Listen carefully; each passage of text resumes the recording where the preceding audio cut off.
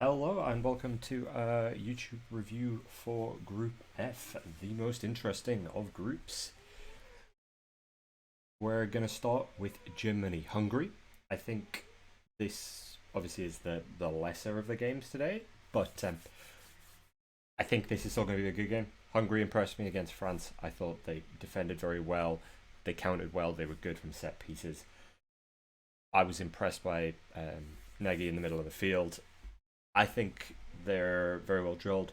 They're a threat going forward with the wing backs. Neo is fantastic. In Budapest, 61,000 screaming fans, home field advantage, if ever there is one. They were fantastic, especially against France, and they've got to have some huge belief coming into this game against Germany, especially a very beatable German team. We've seen that last World Cup. I was amazed Lowe was still here for this, but guess winning a World Cup gets you a little bit of slack.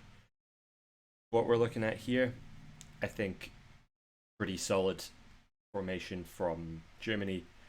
I think there is the additional point that going with the back five, obviously based on the formation, it's something they're comfortable with, and it provides them the natural width. I think they could have gone for a different setup. I don't think they needed to play five at the back against Hungary, but I know it's a done thing. Wing backs to provide basically a midfield four with a front three and a back three. But I mean, Rudiger is very good getting up, but Hummels has got no pace and isn't going anywhere. And Ginter, I don't think, provides much either. Unlike you saw with some of the other teams where they're going to have their centre backs providing some underlaps and things, not quite the same for the German centre backs. Do they need it with Tony Cruz and Ilkay Gundogan in midfield? Probably not. Um, Also, YouTube, say hello to the most important member of my household, Mango. Mango, who do you think's gonna win? Who do you think? You think Germany? Okay. Mango's predictions are Germany and Portugal. Oh well, look, you predict the same as me. So I think this team's got the quality to see if Hungary they keep the ball. The last thing Germany want to do is concede early. You saw against France, Hungary can defend very well, and they've shown that so far in qualifying and in the tournament. They're hard to break down. They know what they're doing. They know their roles. The other thing is that Germany have a lot of pace and tore Portugal apart because Portugal are pretty comfortable on the ball. Fundamentally, Sané, Gnabry, Havertz, all fantastic players, have a lot of pace, like to get in behind. Not something they're going to get against Hungary. They're going to have to play through them. Not a problem for most of them. They all play, for Bayern or Chelsea or teams that have to break down on a regular basis. But not their necessarily strongest skill set. So it's not the easiest game they're going to have. Still think they're going to win. They very much impressed me against Portugal, considering how poor they've been previously. And they were a bit lackluster against France. I think taking the Portugal result into account, yeah, they played very well. More open game. I think against Hungary it's going to be a bit more closed. Probably pretty tight. I'm going to go 2-1 Germany. They could get up ahead of steam. If they get one or two, then it may end up being 4 or 5 because Hungary have to come out and try and get something.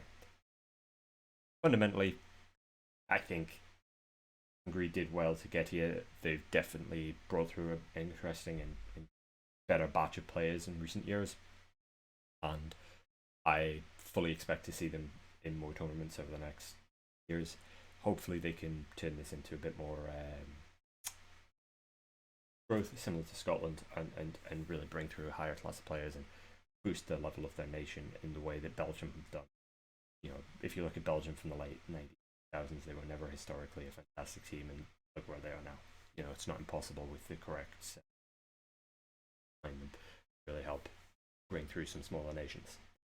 I think it's also worth noting the issue around the Alliance Arena, which is where it's being played, not in Budapest. Apologies. Um, it's a very political point. I disagree. UEFA stance of we're not a political or religious affiliated group. They've shown that in their decision making, pressure they've put on most of the relaxed code like that. The fact that they've got all of the branding and stuff, pride, good. The fact that they won't light up the iron, especially against a reasonable good reason, is a little bit disappointing.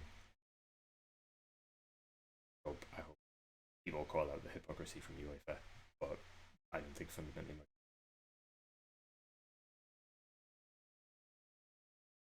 Not transparent. I think that is, but that's all I'm going to say. And that's I might, if there is a bigger issue, I think it probably makes sense. Part of the news topic on all of the rest from a footballing standpoint and how. That's even different video. Next one, in the big game of the night, Portugal looking to rebound from that loss to Germany. France wildly tipped as the favourites. Fantastic team, amazing squad, quality all over the pitch. I've looked poor with Benzema in, not gonna lie. I think that's where we're gonna start. The team is set up exactly the same. Benzema is a better player than Giroud. We all know that. But some reason, maybe just from a lack of playing together, whatever it is, just not really clicking on all cylinders at the moment. I think they can improve a lot. I haven't been impressed. I thought they got pretty fortunate against Germany. I didn't think they edged the game, but not by much. And against Hungary, they got what they deserved. They didn't really put in a particularly great performance. I think Kante is the best defensive midfielder in the world right now. Mbappe, up and coming, one of the best players in the world. Griezmann, fantastic. I can go through the whole team. Should they probably beat Portugal? Betting odds would say yes and things. I think if they play like they have in the last few games, they win every game 1-0. I think they're going to struggle. I think losing Havard right back, I think, is a big blow. I think it gives them a big weakness to be attacked. But that's my thought. I mean, but with Kante there to help cover, it does help mitigate that problem. Portugal, I think, are a fantastic side. They've really brought through some fantastic youth. Still got some fantastic older players.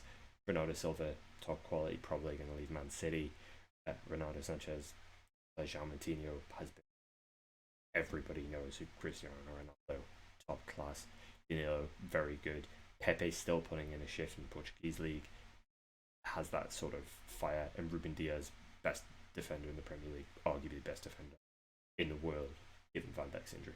Rui Patricio, best keeper Portugal have had 20 years, 30 years.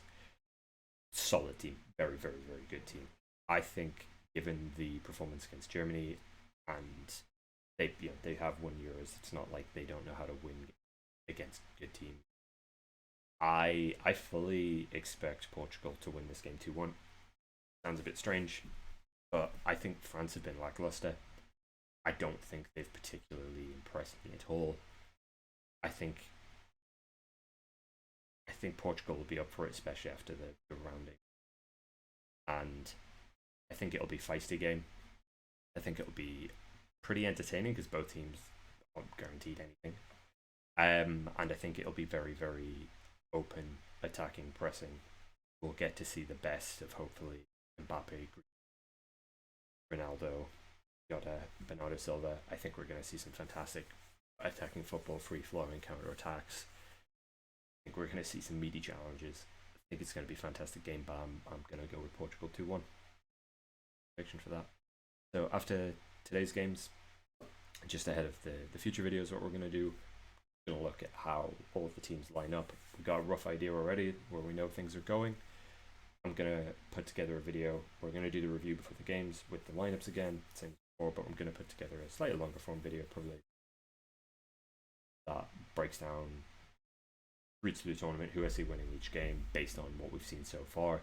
Obviously subject to change if people start playing better, they change up their formations, we see some new tactics employed.